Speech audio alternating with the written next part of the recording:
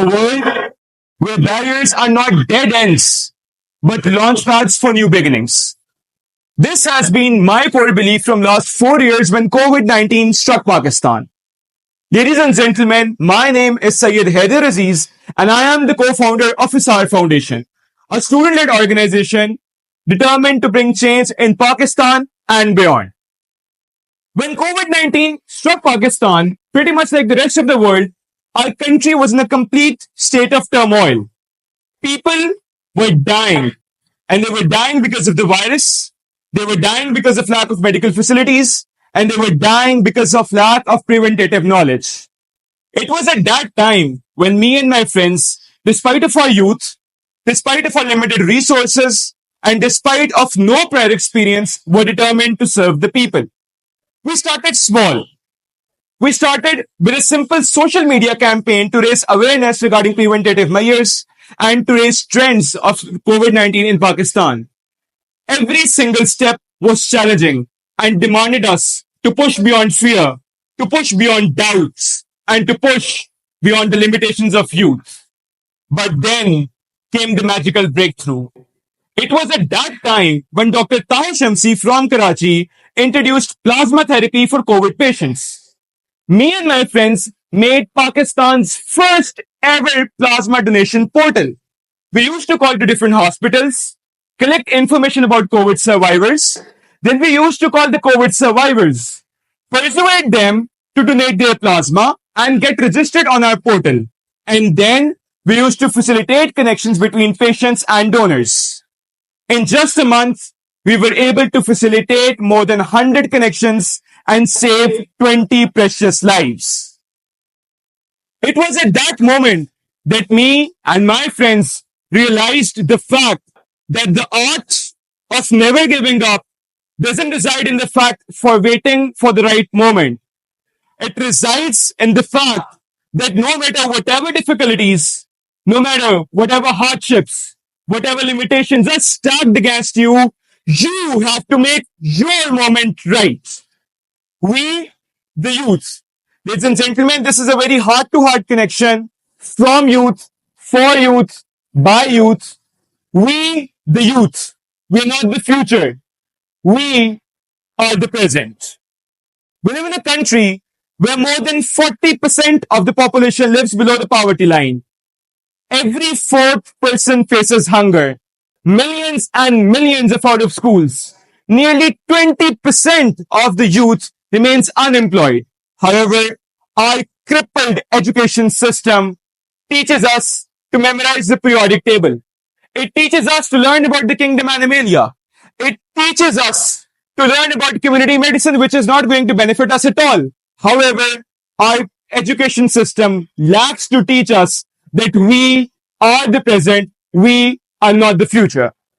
So, whenever a young student, a young entrepreneur starts to take off some new project or is looking for some new ventures, there are some difficulties that one person will face. And right now, I am here to address those difficulties. So the first question is, will you be able to manage your project, your venture, your social project along with your studies? So, guys, me being a medical student, the answer is a big yes. Last Ramadan, through ISAR, we started off our Ramzan Dasrakhan. We were not sure if we will be able to make it up.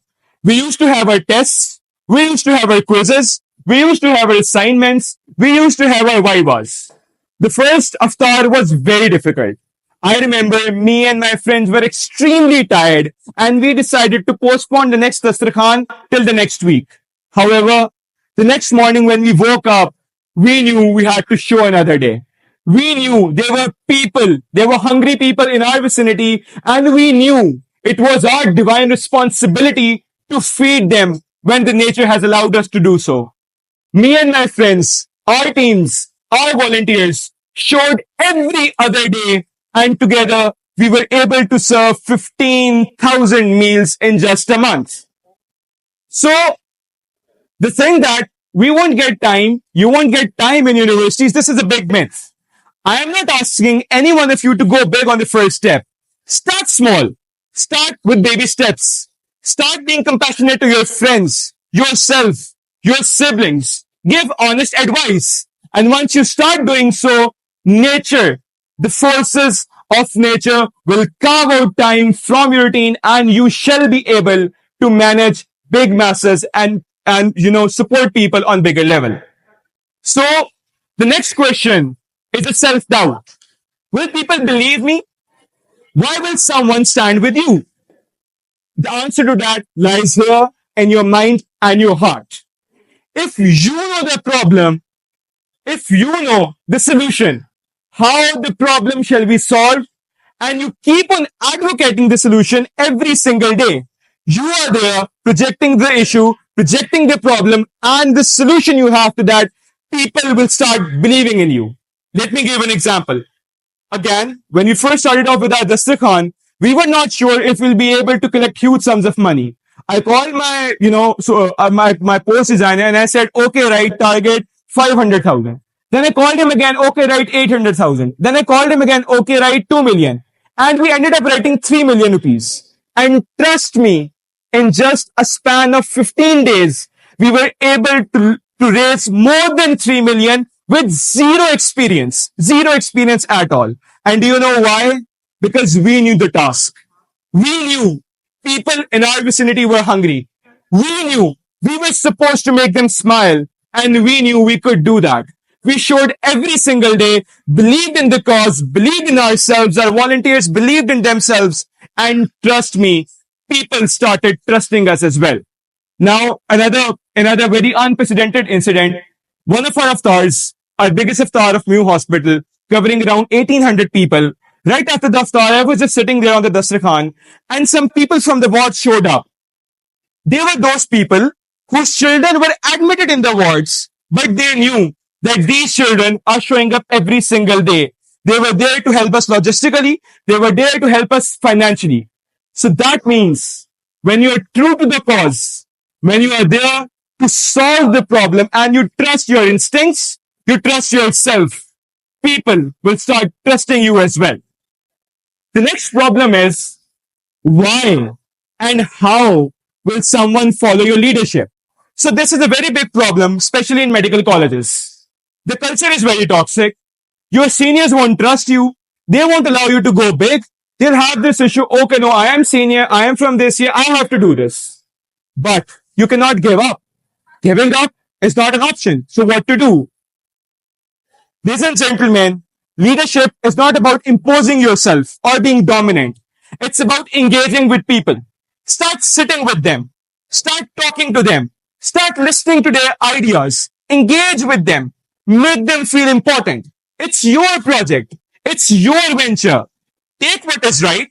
Drop what you do not think is right.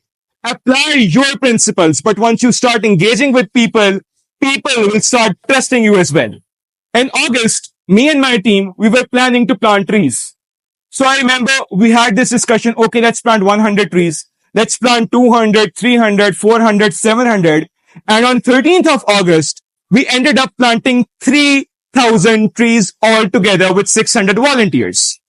So that means if you know the task and you know how it is done, you have complete grip over the task and you produce results, people will start trusting you no matter if you're a junior, you're a first grade, you're a first grade student or you're a third grade student. People will start trusting you once you show them the results.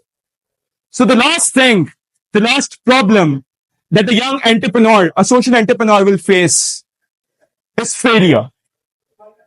Failure is the biggest threat. Failure is where you will demoralize and will stop working. Remember the fact, the bigger the goal, the more the setbacks. The bigger the goal, the more people will be there to pull you down. The bigger the goal, the more people will bring in negative energy to you. And once you fail, there's where you'll have the temptation to compromise on your goals. You'll have the temptation, okay, not 3,000 trees, let's plant 1,000. Okay, not 15,000 people, let's go for 700 people. That is where you do not have to stop. Remember the fact, and this is going to be the key line of this conversation. Remember that you only lose when you give up. If you don't give up, if you're loyal to the cause, if you show up every single day and you keep up advocating the problem, providing the solution, and you are there showing people that yes, you can do it. You have the energy to do it. You have the potential to do it. Trust me, failing is not even an option. I'll end this conversation on a call. This is my call to all the youth, to all the like-minded people sitting over here. You people are the chosen people. Around thousands of people knew this TEDx is happening, but only a few people are present here. And do you know why? Because nature has chosen you. Nature has chosen you to do great things. The only obstacle, the only barrier is the first step.